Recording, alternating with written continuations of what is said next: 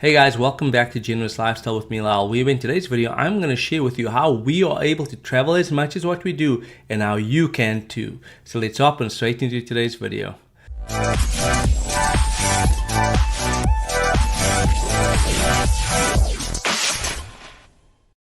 So quite often I speak to people and they say, you guys travel a lot. How are you able to travel as much as what you do? Isn't it expensive?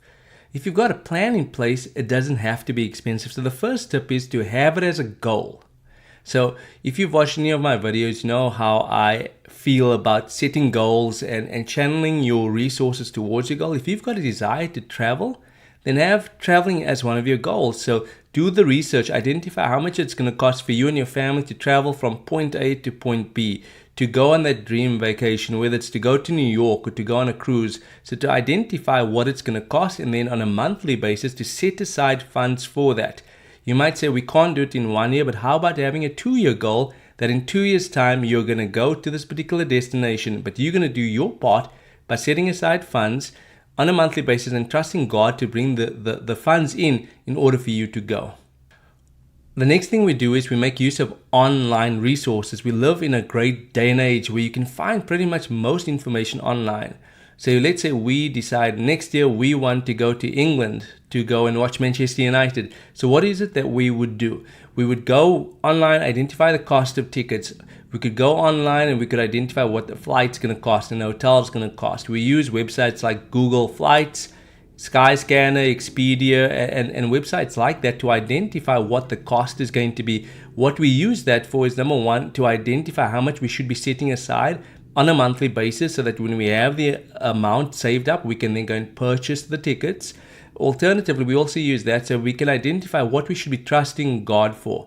Yes, we are setting aside money out of our paycheck on a weekly basis or a monthly basis or every 2 weeks, depending on how often you get paid, but we're still trusting God to bring in more so that we can have a good time.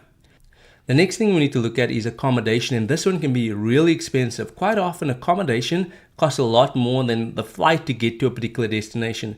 So what do? Number one, we look at Airbnbs to see if there is cheaper or more affordable accommodation in the particular area or region that we want to be in. Number two, we look at websites like Trivago, Hotel.com, Expedia, just to see if there's any sales taking place. But we normally shop around. I compare these different websites because on one it might be $100 a night. On the other one it might be $199 for the same room, but the one has a sale on at the moment because they all are allocated a certain room block in a particular period of time. So you might be able to get one at a better rate. The other thing when it comes to accommodation that we quite often do is we identify if we've got friends or family in a particular region. And if we do, we consider whether or not we would want to ask them if we could stay with them for a couple of days or a week or so on. And we end up saving lots of money that way. But just a bit of advice on that. If you are going to do that, make sure that you are a good guest. Make sure that you honor the rules of their house. Keep the room that you're staying in clean. Offer to help out around the house. And in fact, see if they're okay with you blessing them. So if you're staying with them for a period of time, consider asking the Lord, like, how much can I bless them? Because they are saving you money, but you might have some money that you could actually be a blessing to them with. Okay, so consider that. And then also make your home available to others. So by you welcoming people into your house when they are traveling, they're more inclined to open up their doors for you too. So let's talk about flights. Through my own experience traveling for the past more than a decade, a bit longer than that, what I've identified is flights tend to be cheaper to book for some reason, I'm not sure why, on a Tuesday night and a Wednesday night. So that's going onto my computer on those nights and then looking at the cost of flights. For some reason, they are cheaper. And then also when you choose your travel date, if you're flying during the week, like leaving on a Tuesday or Wednesday, they seem to be a lot cheaper than buying flights where you travel on the weekend. And it could be because more people from a scheduling perspective are able to fly on a weekend. And as a result of that, the airlines know that. So the prices for flying on a weekend tends to be a lot higher. So consider booking on a Tuesday or Wednesday. So that's actually going on and paying for your flight. And then alternatively, consider whether or not you could travel during the week. If you've got some degree of flexibility, you could normally get a better deal than if you were fixed in terms of the dates and times that you could be traveling. The next thing to consider is multi-city flights. So I've traveled before where I fly to one place and I go and spend a few days there, and then to another place, and I've booked that separately, which is great because you're able to see a lot more places.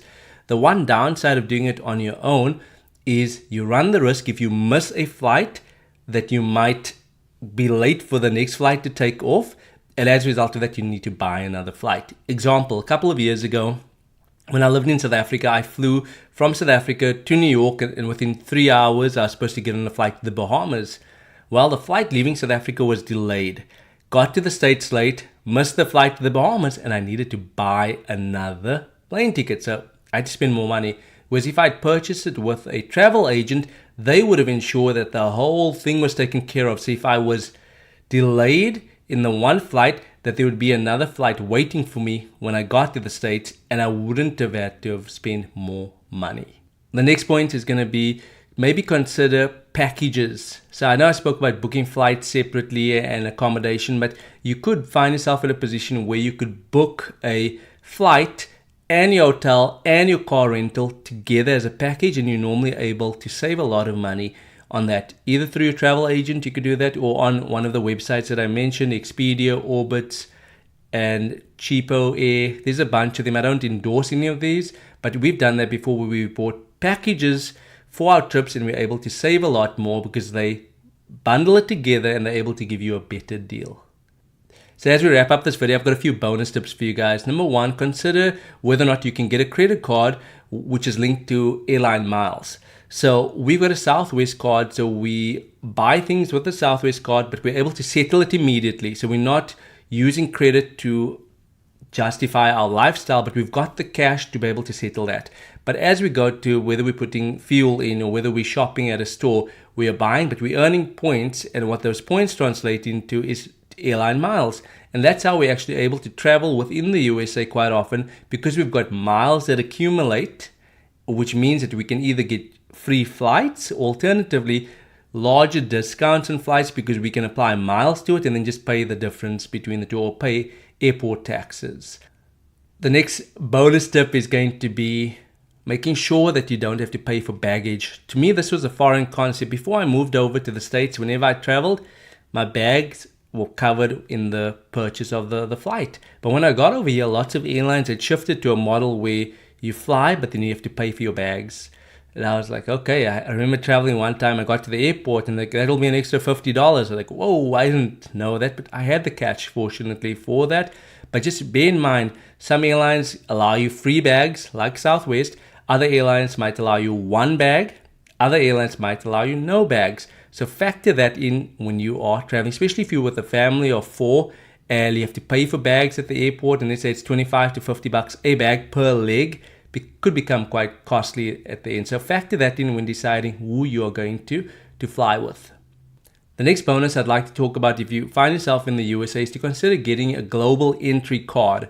And you might say, what does this have to do with anything? The global entry card is twofold. Number one, it allows you to go through TSA pre-check a lot quicker. So you don't have to take your shoes off or your belt off or your electronics off. So it just makes the traveling experience a lot easier, especially at the busy times of the year. I recall a few years ago we went to Disney, and when we were coming back, there was a massive line, a long line, but we literally just walked through because we had that card. Also from an international perspective, when you arrive in the States, you're able to clear customs a lot quicker. And then last bonus tip is when you get to the airport, did you realize that you could actually take an empty water bottle through the security? So make sure the water's poured out. And oftentimes on the other side, once you've cleared security, you could actually fill your water bottle up. And if you've taken food with you, you can take that through. And you don't have to spend these exorbitant amounts at the airport on food or water. So as we wrap up this video for real now, if you are somebody that hasn't traveled before and you are going to start traveling because you're going to come up with a plan, click below and comment and say, I'm going to start traveling and making memories. If you are somebody that has traveled before and you continuously travel, or you travel on a regular basis, and you've picked up any tips that you can implement in your life, click, I've got new tips that I'm going to apply. And finally, if you have not subscribed to the channel yet, click subscribe.